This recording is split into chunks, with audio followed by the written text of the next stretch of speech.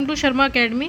सो आज हम जो सोशल सिक्योरिटी का लॉ लेके आए हैं इंडस्ट्रियल रिलेशन का, वो है industrial employment standing order act 1946 का। ईयर याद रखना है 1946 है। और यहाँ पे वो सारे ऑर्डर्स होते हैं जो भी एक एम्प्लॉयमेंट को चलाने के लिए चाहिए रहते हैं। आगे हम पढ़ेंगे। सबसे पहले एम्प्लॉयमेंट स्टैंडिंग ऑर्डर जो है 1946 का है, ये पूरे इंडिया में अप्लाई होता है, होल ऑफ द इंडिया। वो सारी इस्टेब्लिशमेंट जहाँ पे 100 या 100 से ज़्यादा लोग हैं या फिर साल में कभी भी इतने लोग रहे हैं, वहाँ पे ये चीज़ अप्लाई हो जाती है। ये याद रखना है, 100 या उससे ज़्यादा कभी भी पूरे साल में 12 महीने में कभी भी आपके 100 से ज़्यादा एम्प्लॉय रहे हैं तो ये अप्लाई हो जाता है। जो अप्रोप्रिएट गवर्नमेंट है, अगर उसको कोई भी नोटिस वगैरह निकालना पड़ता है तो 2 महीने का नोटिस देना पड़ता है, इंटेंशन देना पड़ता है।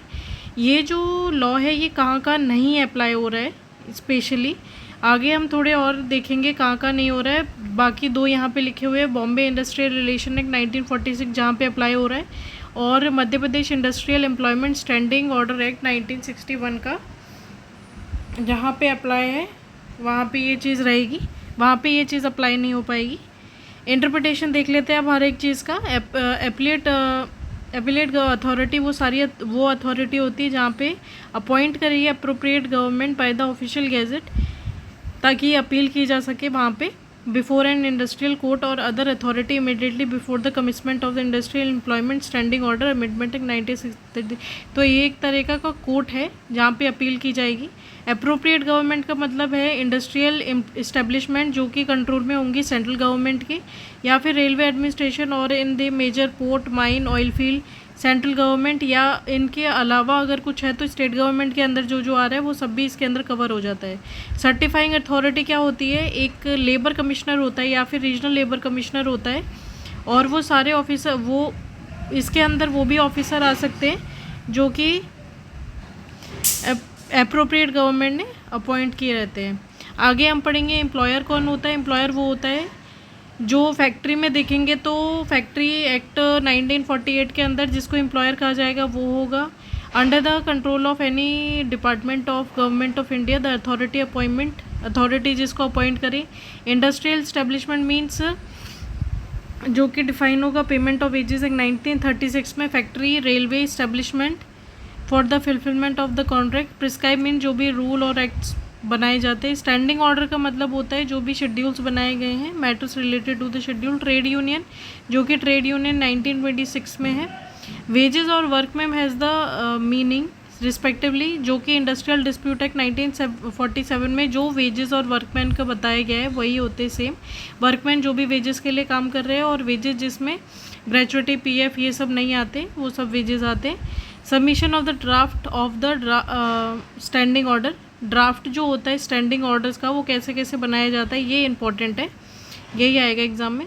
With in 6 months from the date of which the act becomes applicable to an industrial establishment the employer shall submit to the certifying authority 5 copies of the draft standing order proposed by him for the adoption in the industrial establishment।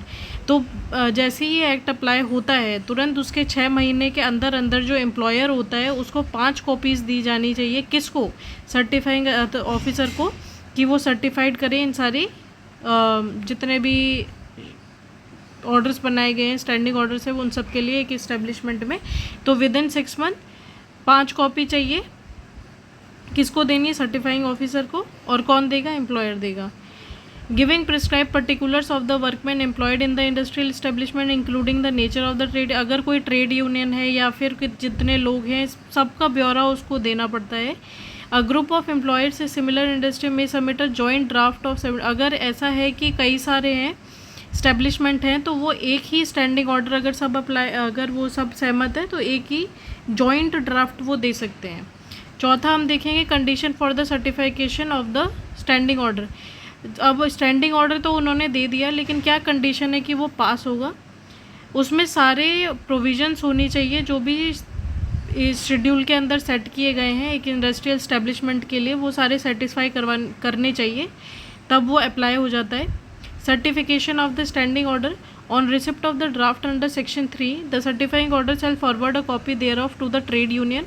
जब standing order पहुंच जाता है certifying officer के पास जो employer ने भेजा है, वो क्या करेगा, एक वो क्या करेगा, जैसे अगर ट्रेड यूनियन है, ट्रेड यूनियन को if any of the workman or where there is no such trade union, if any the workman or where there is no, अगर जैसे उसने स्टैंडिंग ऑर्डर भेजा तो क्या करेगा, वो जो भी ट्रेड यूनियन होगी उसको एक नोटिस दे देगा, वो उस स्टैंडिंग ऑर्डर का पूरा ब्यौरा देगा, जो भी वर्कमैन है उसको देगा, और where there is no trade union workman in such a manner as prescribed, जो भी वर्कमैन है उसको देगा, और विद इन 15 दिन उनको सबमिट करना पड़ता है। अगर उनको कोई भी दिक्कत है, जो भी एम्प्लॉयर है, ज़रूरी नहीं है उसे ट्रेड यूनियन या वर्कमैन जो भी वहाँ काम कर रहे हैं वो सहमत हो, तो 15 दिन का उन्हें टाइम दिया जाता है, जिसमें उन्हें दोबारा सारा देख दुख के सर्टिफाइंग ऑफिसर को भेजना पड़ता है। तब क्या करेगा, certifying order shall thereupon certifying the draft standing order after making any modification therein his order may require and shall within 7 days thereafter send copies of the certifying standing order authentication in the prescribed manner and of his order to the employer and to the trade union representative। तो 15 दिन उनको दिए, और जैसे ही उस certifying officer को वो मिल जाता है कि ठीक है ये मॉडिफिकेशन होने, अगर उसको सही लगता है तो विद इन 7 डेज़ वो मॉडिफाई कर पुरा के फिर से एम्प्लॉयर के पास और वो जो ट्रेड यूनियन वर्कमैन है उन सब के पास दोबारा भेजता है। तो हमें 15 दिन याद रखना है, 7 दिन याद रखना है कि किस तरीके से आगे बढ़ती है चीज़ें। अब बात करते हैं अपील की।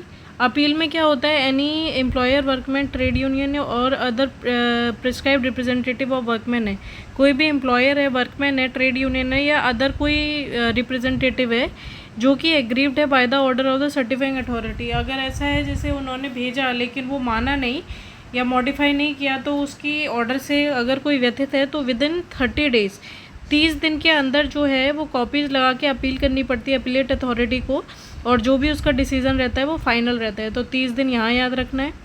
The appellate authority shall within 7 days of the order to the employee and trade union या incumbent unless within 7 days क्या करना पड़ता है, the appellate authority shall within 7 days of its order. तो within 7 days जैसे appellate authority का जो भी ऑर्डर है वो आ गया है, और उसके जब भी उसका ऑर्डर आया उसके 7 दिन के अंदर अंदर जो भी ऑर्डर होता है वो एम्प्लॉयर को, ट्रेड यूनियन वर्कमैन जो भी अपॉइंटेड होता है उसको भेज दिया जाता है as certified copy by the certifying officer. तो सर्टिफाइंग जो ऑफिसर होता है उसको सर्टिफाई करता है और उसके बाद वो कॉपी भेज दी जाती है, क्योंकि उसका जो ऑर्डर होता है वो फाइनल होता है। Date of operation of the standing order, जैसे ही कैसे विद इन 30 दिन के अंदर अंदर जो भी ऑर्डर आया होता है या जो भी एक्ट होता है वो विद इन 30 डेज अप्लाई हो जाता है। Register of the standing order, एक कॉपी रजिस्टर्ड की स्टैंडिंग ऑर्डर्स की है finally certified under this act shall be filed by the certifying authority in the register in a prescribed form maintained for the purpose, and certifying authority shall furnish a copy thereof to any person applying there for the payment of the prescribed fee। तो जो register होता है वो maintain करना पड़ता है certifying authority को, अगर किसी को कोई कॉपी वगैरह चाहिए तो प्रिस्क्राइब फीस के साथ वो ले सकता है। Posting of this standing order, जो भी बंदे हैं वहाँ पे एम्प्लॉयर जो भी काम कर रहे हैं, एम्प्लॉय जो भी काम कर रहे हैं, उनको इंग्लिश या वो वाली लैंग्वेज जो ज़्यादातर लोगों को समझ आती है वो एक स्पेशल बोर्ड पे चिपका देगा और वहीं से सब पढ़ेंगे। Duration and the modification of the standing order, ये जो स्टैंडिंग ऑर्डर होता है ये फाइनल हो जाता है, लेकिन ऐसा नहीं है हर दिन इसको चेंज करते रहो, जब तक until the expiry of the 6 month from the date on which the standing order or the last modification thereon come in operation. तो 6 महीने तक तो कम से कम वो एप्लीकेबल रहता ही है, उसके बाद आप चेंज कर सकते हो। Payment of the subsistence allowance where any workman is suspended by the employer pending investigation or inquiry into the complaint or charges of the misconduct against her, the employer shall pay to such workman subsistence allowance. तो ये जो substance allowance होता है ये उन सारे workman को मिलता है जो किसी वजह से, जैसे पेंडिंग इन्वेस्टिगेशन चल रही है, इंक्वायरी चल रही है, अगर उन्होंने कुछ कर दिया है तब उसको कितना अलाउंस मिलेगा उसी को कहते हैं at the rate of 50% of the wages which workman was entitled to. 50% wage देना पड़ता है for the first 90 days of the suspension, पहले 90 दिन तक उसको जितना भी उसका वेजेस से 2000 है तो 2000 का कम से कम 50% उसको देना पड़ेगा, 1000 रुपये। at the rate of 75% of such wage for the remaining period of the suspension if the delay in the completion of disciplinary proceedings, और 75% हो जाता है जो बचा हुआ पीरियड होता है उसके लिए. If any dispute arises regarding the allowance payable to the workman or the employer concerned may refer dispute to the labor court. अगर ऐसा कोई dispute है जो इसके रिगार्डिंग है, सब्सिडेंस अलाउंस के रिगार्डिंग है कि उन्होंने सही से नहीं दिया है, तो वो मामला किस में चला जाता है, लेबर कोर्ट में चला जाता है. Certifying officer and the appellate authority to have power of the civil court. तो सिविल जो भी अपीलेट अथॉरिटी होती है और सर्टिफाइंग ऑफिसर होता है उसके पास सिविल पावर होती है. सिविल कोर्ट के पास जितनी पावर होती है वो इनके पास होती है. Oral evidence in contradiction of the standing not oral evidence नहीं चलते हैं. Temporary application of model standing rule, ये 12A में है. 13 में पेनल्टीज़ की बात की गई है. जो भी एम्प्लॉयर फेल करता है कि स्टैंडिंग ऑर्डर वो देने में फेल कर जाता है तो उसको 5,000 रुपये देना पड़ेगा, और अगर उसने फर्दर उसको फ़ाइन देना पड़ता है अगर वो कंटिन्यू ऑफेंस करता है तो कम से कम 200 रुपये का हर दिन उसको देना पड़ता है. तो पहले कितना 5,000 का हो गया, फिर उसको हर दिन 200 के हिसाब से अगर उसने दोबारा किया तो उसको भरना पड़ जाता है. An employer who does not any act in contravention of the standing order finally certified. जैसे कोई भी स्टैंडिंग ऑर्डर था वो सर्टिफाइड हो गया लेकिन उसके अगेंस्ट चल रहा है, ये है कि उसने दिया ही नहीं स्टैंडिंग ऑर्डर और ये है कि उसके अगेंस्ट चल रहा है, तो जो फ़ाइन है वो 100 रुपये तक जा सकता है. और अगर वो कंटिन्यू ऑफेंस करता है तो 25 रुपीज़ जो है वो हर दिन के हिसाब से उसको भरना पड़ेगा. 13 है interpretation of the standing order. Interpretation या कोई भी मामला आता है स्टैंडिंग ऑर्डर से रिलेटेड तो लेबर कोर्ट बनाए गए हैं इंडस्ट्रियल डिस्प्यूट एक्ट के तहत, तो उसमें वो मामला सुलझाया जाएगा. 13B act not to apply to certain industrial employment. वो सारे ये किस जगह नहीं अप्लाई होता है. अभी हमने बॉम्बे और मध्य प्रदेश का तो देखा, अभी हम थोड़े और देख लेते हैं. जैसे fundamental supplementary rule civil services, जहाँ पे रूल्स लगे होंगे. Civil services rules temporary service के लिए, revise leave rule service, civil service regulation, civil in defence services और इंडियन रेलवे एस्टेब्लिशमेंट कोड, ये सब जिसमें होंगे इधर नहीं लगेगा. और बॉम्बे और मध्य प्रदेश आप पहले ही पढ़ चुके. पावर टू एग्जेम्प्ट, किन किन को छोड़ा जा सकता है. गवर्नमेंट अगर नोटिफाई करेगी जिसको. डेलीगेशन ऑफ पावर, जो अप्रोप्रिएट गवर्नमेंट है. Where the appropriate government is the central government by such officer और द अथॉरिटी. जो भी सेंट्रल गवर्नमेंट और स्टेट गवर्नमेंट के अंदर आएंगे उनको जो भी पावर देगी सेंट्रल गवर्नमेंट या स्टेट गवर्नमेंट तो उनको मिल जाएंगे. Power to make rules. Appropriate government जो है जैसे सेंट्रल गवर्नमेंट है या भाई स्टेट गवर्नमेंट है, जो भी है वो अपने हिसाब से रूल बनाती है. किसका पर्टिकुलर प्रेजुडिस एडिशनल मैटर के लिए. Set out model standing order procedure of the certifying officer, fee charge करने के लिए या फिर कोई भी अदर मैटर है. और जब भी ये कोई मॉडिफिकेशन करना होता है किसी भी रूल में तो पार्लियामेंट में ये चीज़ें रखी जाती हैं और 30 दिन के अंदर इस पे हामी भरी जाती है. इसमें देख लेते थोड़े से sections. Matter to be provided in the section order.